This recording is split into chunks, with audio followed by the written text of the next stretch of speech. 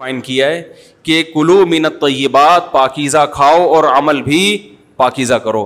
تو جو اصل بات میں یہ محرم ہی کے حوالے سے یہ آیت کا میں نے انتخاب کیا تھا کہ جب آپ پاکیزہ کام کریں گے اور پاکیزہ کھائیں گے تو اس سے آپ لوگوں کو اچھے لگیں گے اور لوگوں کا دل چاہے گا کہ آپ جیسے بن جائیں.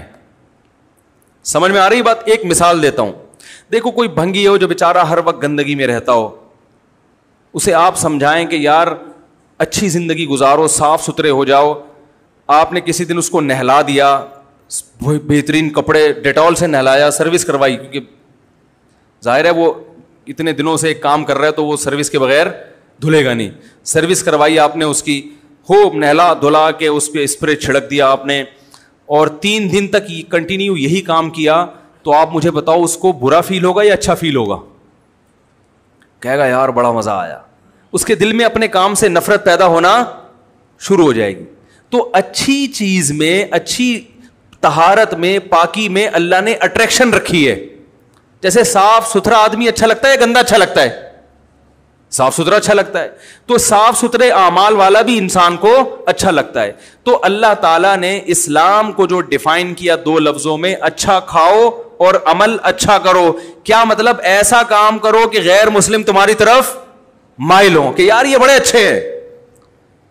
تو کوئی ایسی رسم اسلام میں جس کو دیکھ کر وحشت ہوتی ہو, اس کا مطلب ہے وہ اسلام, بولو بھائی, نہیں ہے. کوئی بھی آپ ایسا عمل کر رہے ہیں, لیبل اسلام کا لگا رہے ہیں, مگر اسے دیکھ کر غیر مسلم کو گھنٹوں گھنٹوں سمجھانا پڑتا ہے یہ کیوں ہو رہا ہے, اس کا مطلب ہے کہ یہ اسلام, بولو نا بھائی, نہیں ہے. تو آپ مجھے بتاؤ محرم میں جو کچھ ہو رہا ہے, کیا یہ غیر مسلم کو اسلام کی طرف مائل کرے گا؟ یہ عمل ہے بھائی. یعنی کوئی غیر مسلم اسے دیکھ کے مسلمان ہوگا کہ یار ماشاءاللہ بڑا زبردست اسلام ہے. افسوس ہمیں اس پر ہے کہ دیکھو جن کا مسلک ہے, جن کا فقہ ہے, وہ جو کچھ کر رہے ہیں انہیں کرنے دو. اپنے بارے میں یہ فیصلہ کرو کہ ہم سنی ہیں یا شیعہ ہیں. فرقے شروع سے چلے آ رہے ہیں نا, شیعہ اور سنی, ختم کرنا تو ممکن نہیں ہے. تو حضرت عیسیٰ علیہ السلام جب نازل ہوں گے تو تلوار کی زور سے تمام فرقوں کو ختم کر دیں گے. تو جو کام عیسیٰ علیہ السلام کا ہے وہ خود کرنے کی کوشش نہ کرو, جو حضرت مہدی کا کام ہے وہ خود کرنے کی کوشش نہ کرو. ہم کسی فرقے کو ختم نہیں کر سکتے, لیکن ہم اپنے آپ کو ڈیفائن کر سکتے ہیں. ہم یہ بتا سکتے ہیں کہ ہماری رائے میں صحیح کیا ہے. تو میرے بھائی, نبی صلی اللہ علیہ وسلم نے فرمایا 73 فرقوں میں سے ایک جنتی ہے, تو یا تو ادھر چلے جاؤ یا, بولتے کیوں نہیں, ابھی نہیں بول رہے تو پھر عمل کیسے کرو گے, یا تو پورے ادھر چلے جاؤ یا پورے ادھر آ جاؤ. مجھے خدا کی قسم اس پر کوئی اشکال نہیں ہوتا کہ شیعہ لوگ ماتم کیوں کر رہے ہیں, شیعہ لوگ یہ سب کچھ کیوں کر رہے ہیں, وہ جو ہے وہ مرثیے کیوں پڑھ رہے ہیں. مجھے اس پر اشکال نہیں ہوتا. ان کے دلائل ہوں گے ان کے پاس, ان کے علماء ان کو بتاتے ہیں. وہ کب کہتے ہیں کہ ہم سنی ہیں, وہ کب کہتے ہیں کہ ہم صحابہ کو حجت سمجھتے ہیں. ایک چیز کا انہوں نے دعویٰ ہی نہیں کیا تو ہم ان پر وہ کیوں تھوپے ان کے سر پہ. لیکن میں آپ کی بات کر رہا ہوں, میں ان لوگوں کی بات کر رہا ہوں جو اپنے آپ کو سنی کہتے ہیں. تو بھائی پھر سنی ہو تو جو اہل سنت والجماعت کے جو چاروں مکاتب فکر ہیں, حنفی, مالکی, شافعی, حنبلی, یہ اہل سنت کے ہیں نا, ان کی کتابوں میں کہیں بھی اس طرح کی کوئی چیز, بولو بھائی, نہیں ہے. ماتم کرنا اہل سنت کے ہاں جائز نہیں ہے. نبی صلی اللہ علیہ وسلم نے میت پر چیخو پکار کرنے کو حرام قرار دیا ہے. نوحہ کو جو میت پہ رونا پیٹنا ہوتا ہے, گریبان چاک کرنا, اس عمل پر آپ صلی اللہ علیہ وسلم نے لعنت فرمائی ہے. صحیح بخاری صحیح مسلم کی حدیثیں ہیں.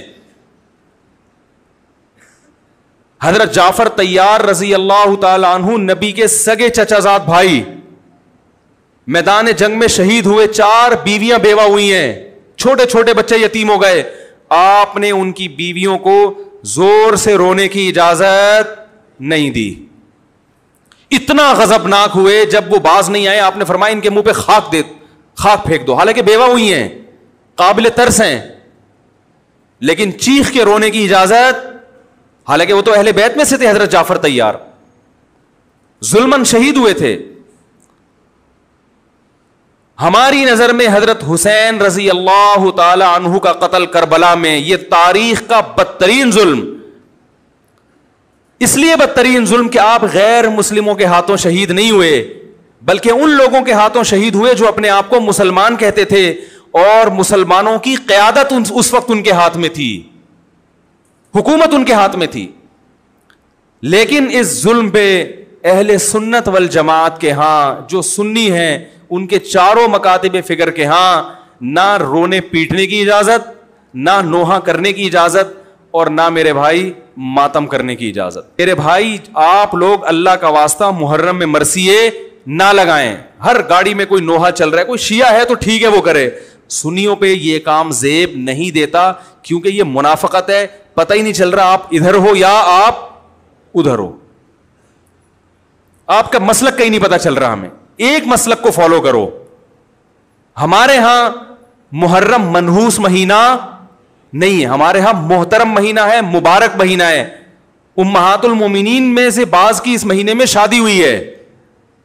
ہم شہادت کو نحوست نہیں سمجھتے. 10 محرم پہلے سے مبارک تھا, حضرت حسین کی شہادت کی وجہ سے اور مبارک بن گیا, منحوس نہیں بنا. شہادت مبارک عمل ہے, منحوس نہیں ہے. ہم اس مہینے میں کالے کپڑے نہیں پہنیں گے, ہم اس مہینے میں خوشیاں منانے کو جائز سمجھتے ہیں. لوگ کہتے ہیں ان کو حسین سے محبت نہیں ہے. محبت کا جو طریقہ حسین نے بتایا اس طریقے پہ عمل کرنا حسین سے محبت ہے.